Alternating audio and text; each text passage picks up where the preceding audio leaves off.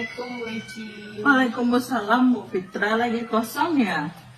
Iya Bu Eci, saya mau curhat nih Bu. Rasanya sudah nggak nyaman aja perasaan ini Bu. Oh iya Bu Fit, Eci perhatikan beberapa hari ini memang Bu Fitra terlihat tidak semangat, tidak seperti biasanya. Dan sepertinya lagi galau nih, lebih banyak diam. Apa yang bisa Eci bantu ya? Iya Bu Eci, saya butuh teman cerita dan diskusi. Begini Bu Eci, saya ingin minta pendapat mengenai solusi permasalahan yang saya hadapi sekarang. Oh begitu. Apa nih permasalahan yang sedang Bu Fitra hadapi? Kebetulan nih Bu, saya sudah selesaikan semua tugas-tugas saya. Kinerja juga sudah selesai.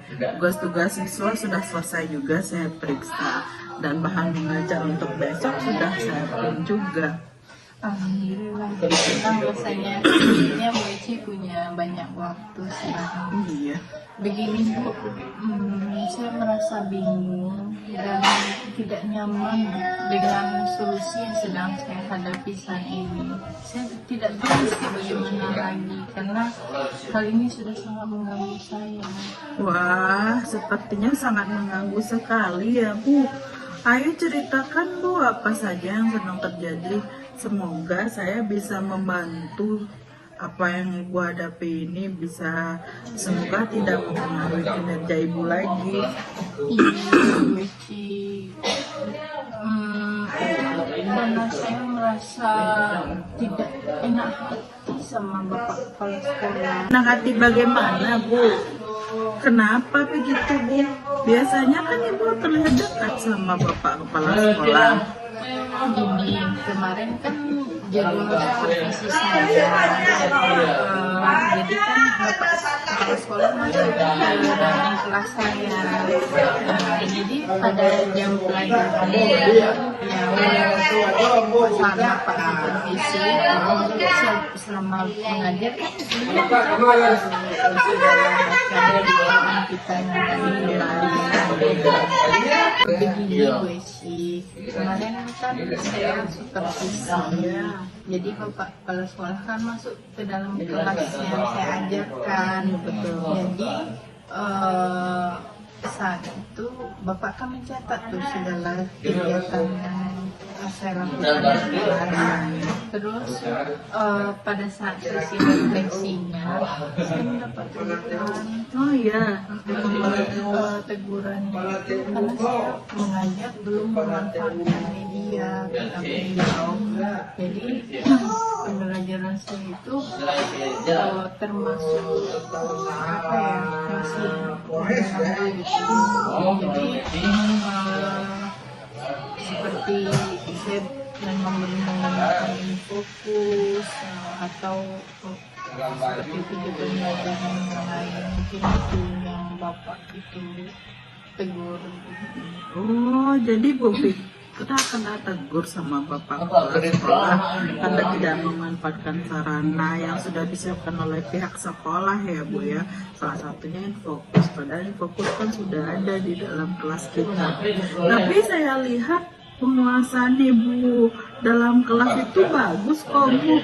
Karena proses belajar mengajar yang terjadi itu ada interaksi yang komunikatif antara siswa dengan guru, terus siswa dengan siswa, dan kelasnya juga aktif terlihat Bu. Semuanya juga berjalan dengan baik saya lihat. Iya Bu Eci, saya sudah berusaha menciptakan pembelajaran yang maksud itu yang menyenangkan untuk siswa, yang bikin mereka aktif. Dan saya juga sudah menyampaikan kepada Bapak Sekolah, saya tidak memakai fokus itu alasannya karena menurut saya menggunakan fokus itu terlalu lama memakan waktu untuk persiapannya gitu kan. Belum lagi memasang fokusnya, menampilkan, kan butuh waktu. Eci, kemarin kan saya sudah berusaha menciptakan pembelajaran yang menyenangkan untuk siswa. Dan saya juga sudah menyampaikan kepada Bapak alasan saya tidak memakai fokus itu karena bagi saya sepertinya memakan waktu gitu kan. Dan bagian juga saya belum menyiapkan bahan untuk disampaikan kepada siswa lewat fokus. Tapi saya sudah menggantinya dengan LKPD.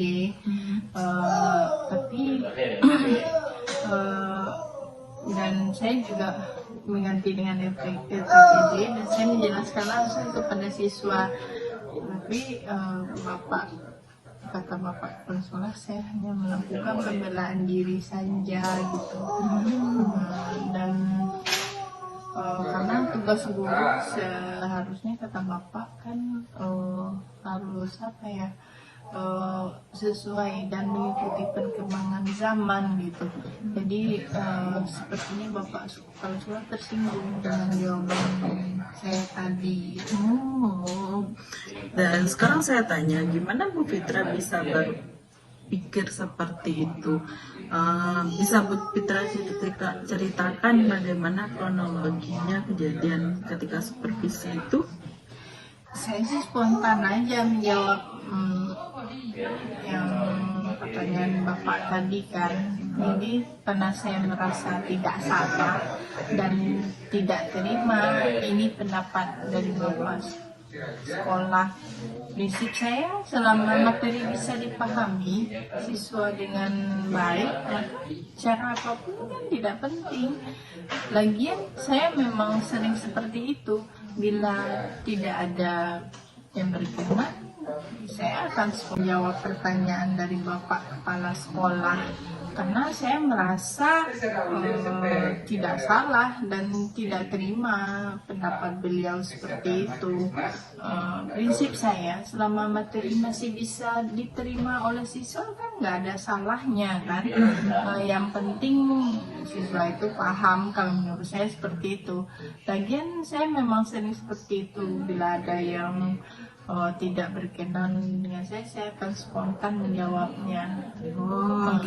Iya, tetapi mungkin saya nggak bermaksud tidak hormat kepada beliau. Ya, kalau saya lihat sih dalam masalah ini berarti Bu Fitra tidak dapat menahan emosi ya. Ketika merasa disalahkan, Bu Fitra langsung meledak-ledak seperti itu, langsung spontan saja. Bukan begitu ya? Iya sih Bu, kadang seperti itu. Oh iya Bu, baiklah kalau gitu. Lalu kesulitan apa lagi yang Ibu rasakan dan ingin ceritakan kepada Eci sehingga bisa mengurangi beban yang sedang Ibu rasakan sekarang, atau setidaknya mengurangi galau yang kita rasakan lah. Saya ingin kembali baik lagi dengan Bapak Kepala Sekolah. Saya nggak enak dengan Kepala Sekolah karena saya sudah membantah beliau apa yang sudah beliau sarankan. Jujur saja ya Bu Eci ya, saat ini saya nggak nyaman Bu, dan saya ingin mengikuti apa yang sudah beliau sarankan, yaitu dengan memakai berbagai sumber belajar seperti PPT, menggunakan video, jadi tidak terpaku pada sumber belajar aja. Oke. Oh, kalau begitu bagaimana dengan RPP dan LKPD-nya yang Bu Fitra buat? Saya selalu membuat RPP dan LKPD juga Bu. Jadi semua kelengkapan pembelajaran saya sudah saya buat sendiri Bu Eci. Berarti dari penjelasan Ibu, berarti Ibu sudah melakukan semuanya sesuai dengan prosedur dan mulai dari kelengkapannya sampai proses pembelajarannya itu sudah sesuai dengan prosedur pelaksanaannya. Sekarang Ici tanya nih Bu Fit, apa yang kira-kira sudah Ibu lakukan untuk mengontrol emosi Ibu? Ya mungkin bisa datang kapan saja, besok bisa terjadi lagi seperti ini. Terus kalau seandainya Ibu dapat lagi situasi seperti ini, apa yang akan Ibu lakukan? Biasanya sih kalau saya mengontrol emosi itu saya coba untuk tenang, untuk menghibur diri, kayak melakukan aktivitas positif seperti mungkin seperti rekreasi kan, atau jalan-jalan, atau bisa juga kayak hobi saya mendengarkan musik gitu ya. Dan kadang menghibur diri dengan berkata positif dalam hati dan menarik nafas, membaca istighfar. Tapi menghadapi masalah kepala sekolah, untuk meminta maaf saya perlu mengumpulkan keberanian dulu. Tapi saya mau melakukannya. Oh iya Bu, tapi kenapa harus mengumpulkan keberanian dulu? Kan Ibu juga biasanya dekat dengan beliau. Ya walaupun dekat, tetapi saya masih merasa tidak enak hati Bu. Oh begitu ya Bu ya. Oke. Gini ya Bu, dari beberapa hal yang telah Ibu Fitra sampaikan sama Ici, menurut Ibu apa yang mesti Ibu lakukan agar rasa takut dan tidak enak hati Ibu itu hilang, tidak ada lagi rasa-rasa itu kepada Bapak kepala sekolah? Yang pertama mungkin saya harus menemui Bapak kepala sekolah dulu kali ya. Oke. Begitu. Begini Bu, dari beberapa hal yang telah Ibu sampaikan ke Ici, menurut Ibu apa yang mesti Ibu lakukan agar rasa takut dan gak enak Ibu kepada Bapak sekolah itu bisa hilang, terus Ibu bisa minta maaf kepada Bapak kepala sekolah? Mungkin yang pertama harus saya temui dulu ya, mungkin beliau. Oke. Selanjutnya apa Bu? Kemudian kayaknya saya harus minta maaf lah Bu Eci, dan menjelaskan apa yang sebenarnya terjadi dan yang saya rasakan saat itu. Saya juga berjanji akan menjalankan apa yang sudah beliau sarankan demi meningkatkan keterampilan mengajar saya. Oh begitu ya Bu ya. Berikutnya kira-kira apa yang akan Ibu lakukan lagi agar satu persatu masalah Ibu bisa selesai? Mungkin saya akan berdiskusi kepada kepala sekolah mengenai referensi sumber belajar yang saya gunakan dan yang tersedia di lingkungan belajar sekolah kita, agar apa yang saya lakukan pada proses belajar itu dapat diterima dengan baik, dan saya tetap mengacu pada kurikulum, bukan mempertimbangkan keadilan. Oke, ya. Apa ada yang akan Ibu lakukan lagi selain bertemu dengan Bapak kepala sekolah? Ada Bu, saya akan mencoba mengasah kemampuan saya dan membuat materi pembelajaran yang menarik dengan platform Canva. Selain itu saya juga mencoba menulis artikel dengan pengalaman mendidik saya selama ini. Saya ada keinginan menceritakan mengenai menjadi guru pada abad 21 milenial ini Bu, karena kita tahu Bu, anak-anak dapat belajar dengan berbagai sumber belajar, tetapi guru tetap bertugas sebagai seorang pendidik gitu. Apalagi peran guru pada abad 21 ini. Jadi ini semua sudah saya rencanakan jauh-jauh hari. Menurut Ibu, rencana saya ini bagus atau tidak? Oh begitu Bu, bagus sekali. Apa maksud Ibu menulis ini adalah menulis dari kejadian yang Ibu alami ini?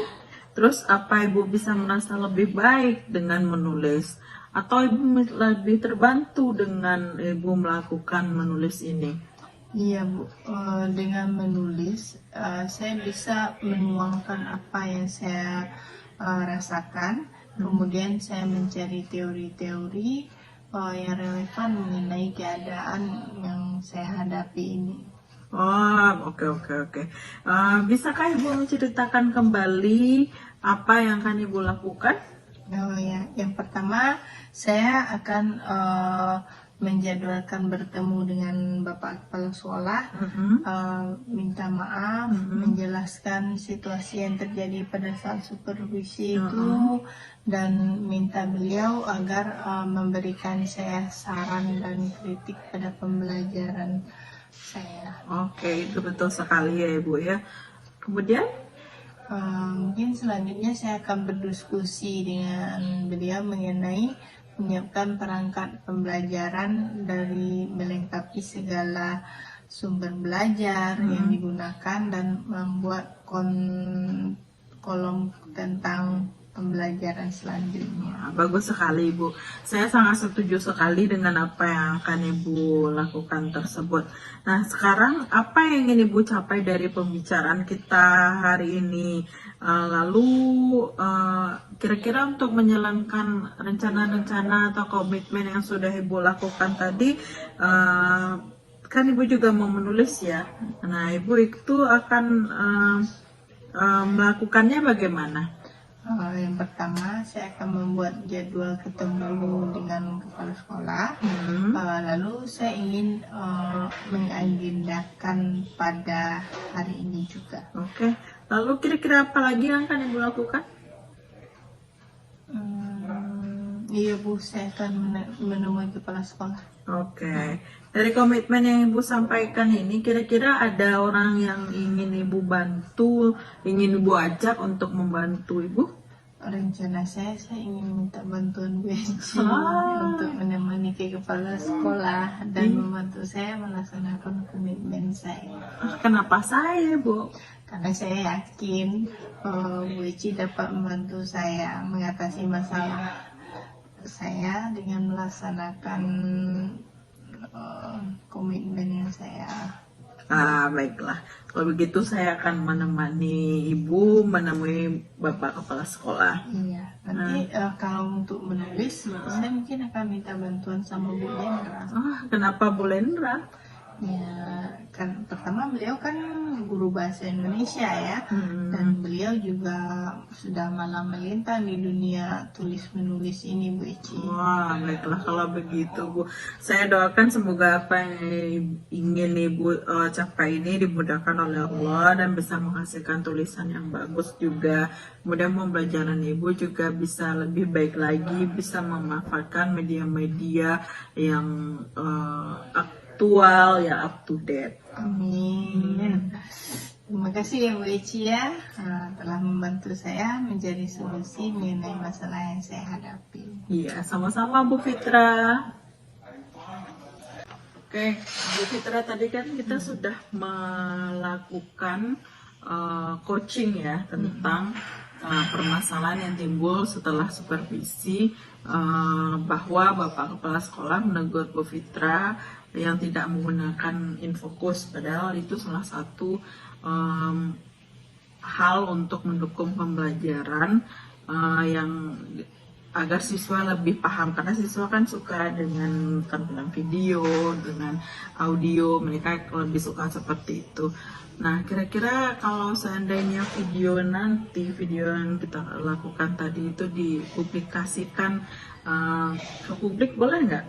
Oh boleh sekali Bu Eci. Iya, nanti Bapak Ibu fasilitator itu akan menilai video ini, jadi Bu Fitra akan dimunculkan ke YouTube atau ke publik.